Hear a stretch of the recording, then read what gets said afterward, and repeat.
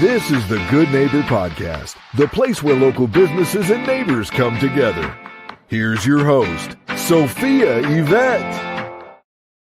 Welcome to the Good Neighbor Podcast. Are you in need of a fencing company?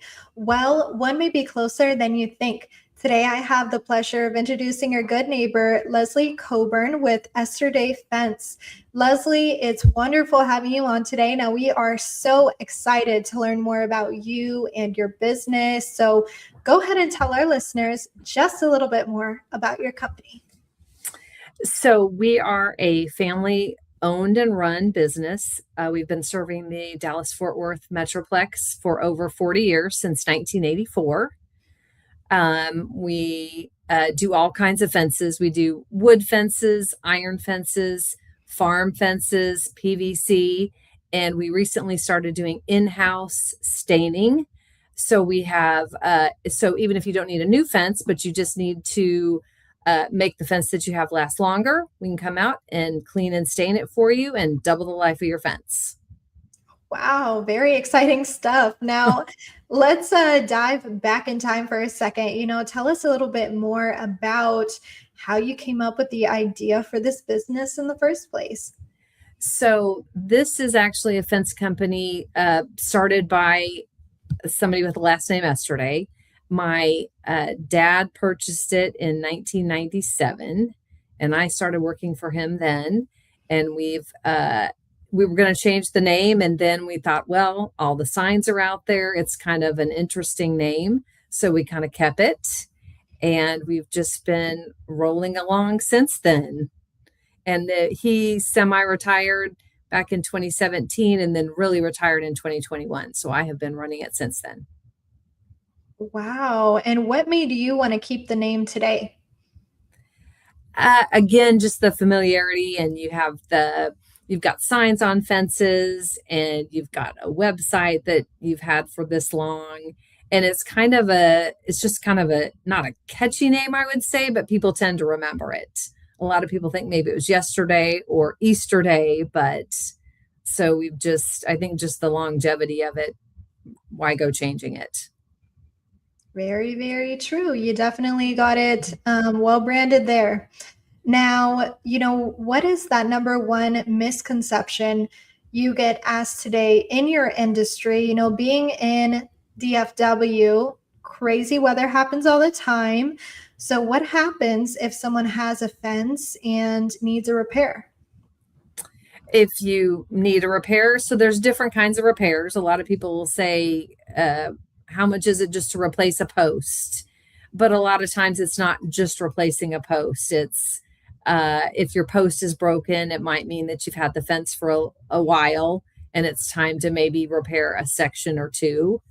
And the other probably misconception of that is that you can go to any box store and get some fence material, but we buy from fence manufacturers, and that's all they do is make supplies for fences and decks. And there is a difference in the materials that we use.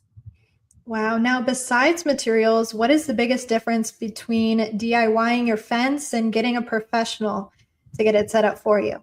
So I would say some people say it looks pretty easy to do a fence, right? All you've got to do is dig a hole, stick a post in there, put some concrete in there, and then start running your rails and pickets. And I think if you have a completely flat yard and you don't need to do a gate, and there's no trees in the way, the ground is completely level and there's no dips, might be a little easier to do. Our fence installers all have 10 plus years experience installing fences, and there are things that you need to know. If you're doing a flat top fence, the rail needs to go at a certain level. If you're going to put a 2x6 underneath it, how much space do you need to leave underneath it? And definitely building a gate is not just cutting the fence and then sticking some hinges and a latch on it, and it's not going to swing just the way you want it to. There's some nuances to actually getting it to work over time. Now, Leslie, we're going to go ahead and switch gears here. Now, we know marketing is the heart of every business. So ideally, who are you looking to attract, and how are you attracting them? Well, we're obviously looking for homeowners, anybody with a backyard fence, and people who are interested in possibly, if they have small children, you want a nice, safe yard for your kids. If you have a dog or pets, you don't want your dog sticking your nose through, or if you have small kids, you don't want the neighbor's dog sticking their fence through, or maybe under the fence. And then, of course, if you've got a swimming pool, for safety reasons, you want to make sure that there's no weak places in your fence. You want to make sure you've got a gate that has a spring on it. So if you open the gate, it automatically closes, and to prevent people from coming in the backyard. You might not want kids to climb the fence, so you might want to do your pickets facing out so that they, of course, get the quote unquote pretty side because they don't have the posts, but you also have the safety of not having anybody climb over. So Leslie, how are you reaching these homeowners today?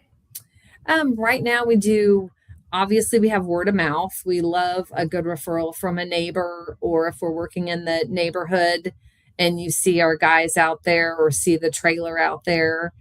We do some stuff on Facebook. We've got a great website, and you can get to that website it's esterdayfence.com, or if you want to make it easy to remember, we do fenceup.com. Get you to the same place, and it tells you all the different styles of fence. It's got pictures, and then of course we've got a Google listing that you can go to, Google Business, and check out pictures and information there.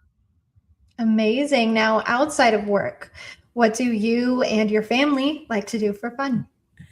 It feels like there's a limited amount of time right now to have fun, but our oldest son lives in Houston, and so and just got married. So we spent a lot of over the last year kind of getting wedding prep and doing all that. And then our youngest son goes to Texas Tech.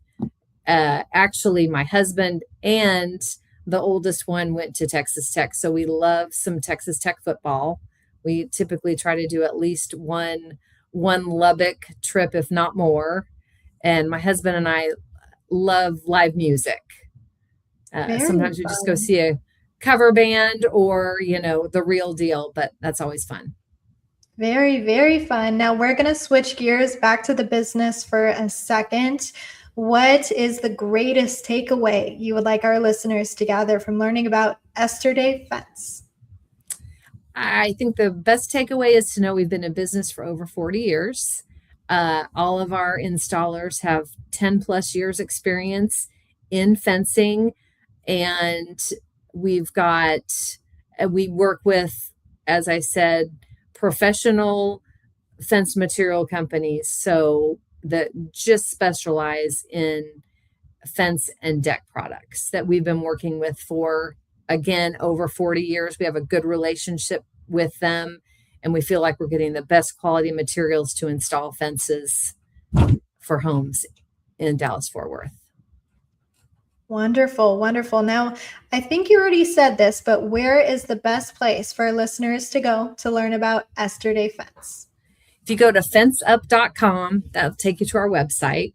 And that, as I said, there's pictures on there. It's got all kinds of information about the different fences. And then you could also hit our Facebook page and see more pictures and see a couple pictures of the guys working, the crews that we've got working for us. You can see our shop, that we have an actual physical location, which you're more than welcome to come visit, and see the materials and stuff that we have, and some fence samples. Wonderful. Well, Leslie, I really appreciate you being on the show today. We wish you and your business the best moving forward. Thank you very much. I appreciate you having us. Thank you for listening to the Good Neighbor Podcast. To nominate your favorite local businesses to be featured on the show, go to gnpfrisco.com. That's gnpfrisco.com, or call 469-221-9345.